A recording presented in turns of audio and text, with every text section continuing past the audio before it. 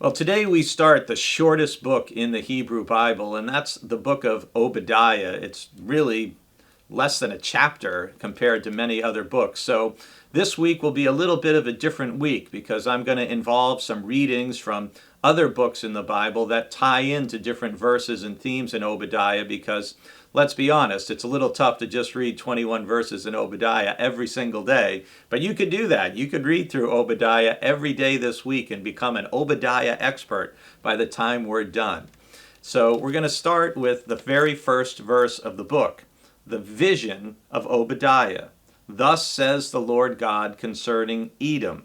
We have heard a report from the Lord, and a messenger has been sent among the nations. Rise up, let us rise against it for battle. Well, in this first verse, what we're going to see unfolding throughout the rest of the book is that Obadiah is really speaking about God's judgment on the nation of Edom. And the Edomites are the descendants of Esau, who was the brother of Jacob. And we're going to spend a whole day talking about that, so I don't want to give everything away today. But I want to focus more on the fact that one of the things we see with all of the prophets is this idea of vision, of God giving the prophets a vision of something that is either unfolding or about to unfold.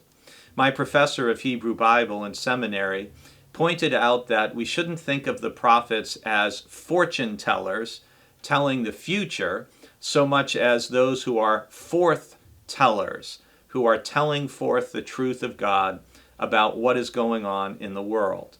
And that's what we're going to see in the book of Obadiah, that God's vision, the vision that he has received, is about God's judgment on the Edomites because of how they treated their brothers, if you will, the Israelites. And again, that day will have its own focus. But vision is a really important thing in life, for your own life, for a church, for us as Christians. One movie that many of us may be familiar with is Butch Cassidy and the Sundance Kid with Robert Redford and Paul Newman, a terrific film. And there's one of my favorite lines about vision is in that movie where Paul Newman says to Robert Redford, "Kid, I've got vision. Everyone else is wearing bifocals." I think that's such a great line. And that's one of the things we have with the prophets. We have people who see in the events of the current day more clearly God's vision for what is taking place. And how thankful we are that we have the words of the prophets all these thousands of years later, and we can see how they have come to fruition.